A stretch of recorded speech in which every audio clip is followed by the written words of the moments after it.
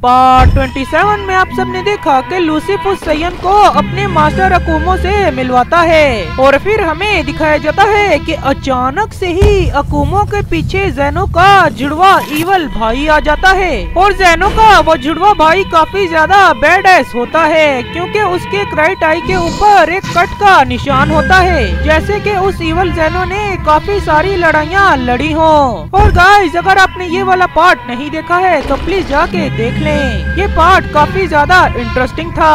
और फिर हमें दिखाया जाता है कि जैसे ही मोरो फ्यूचर ब्रोली की एनर्जी को अब्सॉर्ब करने लगता है, लेकिन तभी अचानक से ही फ्यूचर ब्रोली उठ जाता है और वो मोरो की काफी ज्यादा बुरे तरीके से कुटाई लगाने लगता है और मोरो फ्यूचर ब्रोली की उस कुटाई को सहन नहीं कर पाता और मोरो बेहोश हो जाता है। और आखिर में हमें दिखाया जाता है कि अचानक से ही प्लेनेट अर्थ पे काफी ज्यादा लोग टेलीपोर्ट हो जाते हैं और उन सभी लोगों को देख के वहाँ पे सभी लोग काफी ज्यादा शॉक्ड हो जाते हैं और गोकू वेजिटा ब्रोली हो और गोकू ब्लैक भी। और अब आगे तभी हमें दिखाई जाती है प्लेनेट अर्थ, जहाँ पे काफी ज्यादा लोग टेलीपोर्ट हो गए होते हैं और उन्हें देख के वहाँ खड़े सभी लोग काफी ज्यादा शॉक्ड हो गए होते हैं, यहाँ तक कि गोकू वेजिटा ब्रोली हो और गोकू ब्लैक भी। और फिर हमें दिखाए जाते हैं लॉर्ड बीरस और वीस। और लॉर्ड बीरस और वीस अचानक से ही गोकू और वेजिटा के सामने आके खड़े हो जाते हैं और लॉर्ड बीरस उन सभी अनजान लोगों से कहते हैं जो वहाँ पे अचानक से ही आके खड़े हो जाते हैं। और तभी लॉर्ड बीरस उनसे कहते हैं, अब तुम सभी यहाँ पे क्या करने आए हो? तुम सभी ने तो कहा था कि हम इस जंग में कभी भी नहीं आएंगे। और वीस भी उन सभी को काफी ज्यादा गुस्से से देख रहा होता है। और तभी अचानक से ही पीछे से लॉर्ड चांपा हो और लॉर्ड बेलमोड हो और उनके सारे एंजल्स आ जाते हैं और वो सभी भी आके उन सभी का मजाक उड़ाते हैं और वो उनसे कहते हैं कि अब तुम यहाँ पे क्यों आ गए? तुम तो भगोड़ों की तरह डर के भाग गए थे ना। और लॉर्ड चंपा हो और लॉर्ड बेलमोट को उन सभी से ऐसा बात करता थे गोकू वेजिटा ब्रोली हो और गोकू ब्लैक काफी ज्यादा शॉक्ड होते हैं। और तभी उन अनजान लोगों के पीछे से एक आवाज आती है जो अचानक से ही प्लेनेट अर्थ पे टेलीपोर्ट हो गए होते हैं। और तभी वो आवाज कहती है, शांत हो जाओ तुम सभी, इन सभी को यहाँ पे मैं लाया हूँ। और फिर हमें दिखाया जाता है उन सभी का चेहरा जो अचानक से ही प्लेनेट अर्थ पे टेलीपोर्ट हो गए होते हैं। तो गाइस, जब तक तो आप समझ ही गए होंगे कि आखिर ये शख्स हैं कौन। ये सभी और कोई नहीं, वही गद्दार गॉड्स होते हैं जो लॉर्ड बीरस, चांपा हो और बेलमोड को ऐसा ही अकेला छोड़ के वहाँ से अपने यूनिवर्स की ओर भाग जाते हैं। और इन सभी को लाने वाला और कोई नहीं, हमारा प्यारा मित्र ग्रैंड प्रीस्ट होता है। और फिर हमें दिखाया जाता है कुछ देर पहले जब ग्रैंड प्रीस्ट फू हो और mother of all angel planet earth की ओर निकल रहे होते हैं, तो अचानक से ही ग्रैंड प्रीस्ट को ये याद आता है कि कुछ गॉड्स तो इस जंग में शामिल ही नहीं हुए। और तभी ग्रैंड प्रीस्ट ये डिसीजन लेते हैं कि हम सभी उन गॉड्स को वहाँ से लेके आएंगे। और तभी ग्रैंड प्रीस्ट अलग अलग यूनिवर्स में जाके उन सभी गॉड्स को वहाँ से उठा के ले आते हैं। और जैसे ही ग्रैंड प्रीस्ट जिनके यूनिवर्स में पहुँचते हैं तो वहाँ पे जाके काफी ज्यादा शॉक्ड होते हैं क्योंकि वो इकलौता गॉड ऑफ डिस्ट्रक्शन होता है जो सिर्फ ग्रैंड प्रीस्ट का ही इंतजार कर रहा होता है और वो अपने साथ एक वॉरियर को भी लेके आया होता है। और फिर हमें दिखाया जाता है वो वॉरियर, और वो वॉरियर भी एक सैयन ही होता है, पर वो सैयन काफी ज्यादा अलग लग रहा होता है दूसरे सैयन से। और फिर हमें दिखाया जाता है कि गोकू और वेजिटा आखिर किस शख्स को देख के इतना ज्यादा शॉक्ड हो गए थे। असल में गोकू और वेजिटा फू को देख के काफी ज्यादा शॉक्ड हो गए थे क्योंकि अगर फू भी ग्रैंड प्रीस्ट के साथ वहाँ से निकल आया है तो उन इवल गॉड्स और एंजल्स को आखिर खबर कौन देगा कि अभी वो इवल गॉड्स और एंजल्स क्या प्लान बना रहे हैं। और इसी वजह से गोकू और वेजिटा शॉक्ड हो गए थे। और तभी अचानक से ही गोकू और वेजिटा को किसी की याद आती है क्योंकि गोकू ब्लैक ने उन्हें बताया होता है कि वो इवल गॉड्स और एंजल्स के प्लेनेट पे था और वो और कोई नहीं फ्रीजा होता है। और पीछे खड़ा फ्रीजा गोकू और वेजिटा की ये बात सुन के कहता है, बंदरो, मैं उस प्लेनेट पे काफी देर से ही नहीं गया हूँ और अब मुझे पता नहीं कि वो सभी मेरे पे विश्वास करेंगे भी या नहीं। जैसे कि अब वो भी उन्हें छोड़ के यहाँ पे आ गया है तो शायद अब वो मुझ पे भी विश्वास नहीं करेंगे। पर अब क्या ही कर सकते हैं बंदर, अब मुझे वहाँ पे जाना होगा एक रिस्क लेके, क्योंकि ये तुम भी जानते हो और मैं भी जानता हूँ कि वहाँ पे आखिर कितने ज्यादा ताकतवर वॉरियर्स हैं। तो चलो ठीक है बंदर, अब मैं वहाँ पे चलता हूँ, पर मैं जैसे ही तुम्हें सिग्नल दूंगा बंदर तो तुम्हें मेरे पास आना होगा अपनी इंस्टेंट ट्रांसमिशन करके। तब तक तुम इन सभी का मनोरंजन करो, मेरा मतलब इन सभी के लिए नाचो बंदर, हो हो हो हो।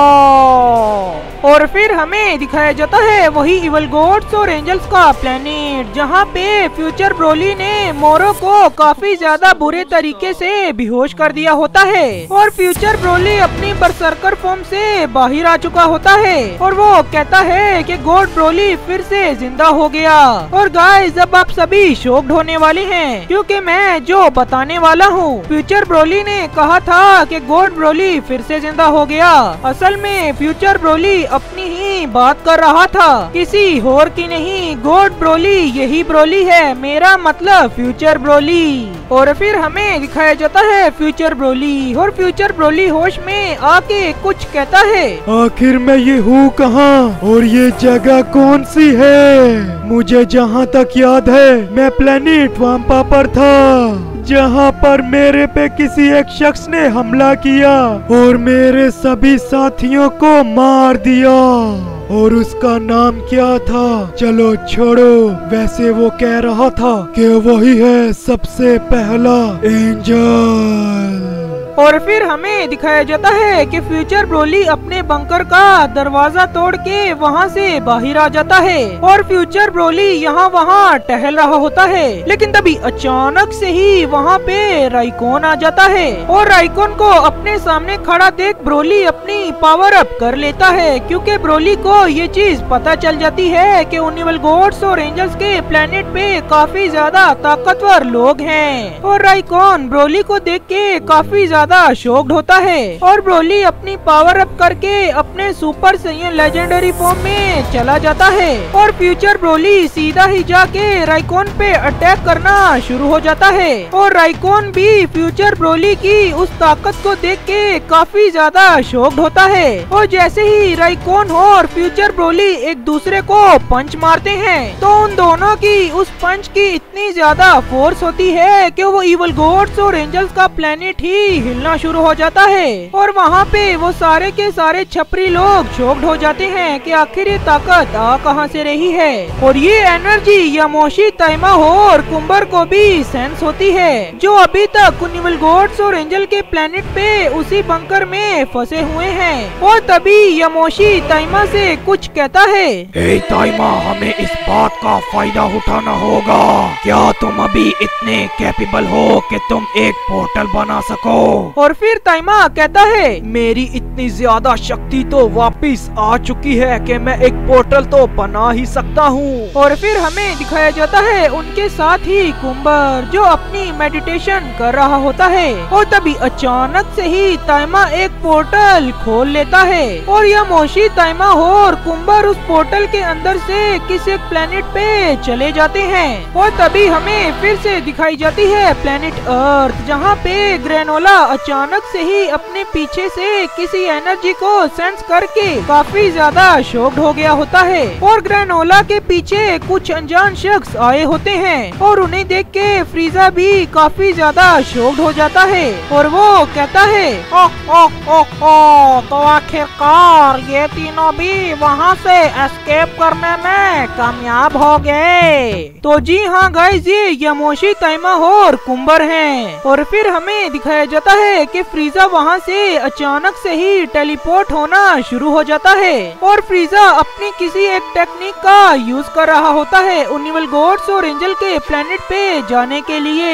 और फ्रीजा अपनी उस टेक्निक से सिर्फ उन इविल गॉड्स और एंजल के प्लेनेट पे ही जा सकता है। और जाते जाते फ्रीजा गोकू से कहता है, ओह ओह ओह ओह बंदर, जैसे ही मैं तुम्हें अपना सिग्नल दूं तो तुम्हें मेरे पास आना होगा और मुझे वापस इस प्लेनेट अर्थ पे लाना होगा। मैं वहाँ उन इविल गॉड्स के हाथों मरना नहीं चाहता, खास करके उस बेवकूफ सैयन के हाथों। और तभी हमें फिर से दिखाया जाता है वही इविल गॉड्स और एंजल का प्लेनेट, जहाँ पे फ्यूचर ब्रोली हो राइकोन के उस पंच की वजह से काफी ज्यादा इधर उधर एनर्जी फैल गई होती है। और फिर हमें पता चलता है कि राइकोन और फ्यूचर ब्रोली का पंच इतना ज्यादा ताकतवर होता है कि वो दोनों ही बेहोश हो गए होते हैं। और तभी वहाँ पे फ्रीजा टेलीपोर्ट हो जाता है और फ्रीजा फ्यूचर ब्रोली हो राइकोन को देख के काफी ज्यादा शॉक्ड होता है, पर फ्रीजा अपने अंदर ही अंदर काफी ज्यादा खुश भी हो रहा होता है।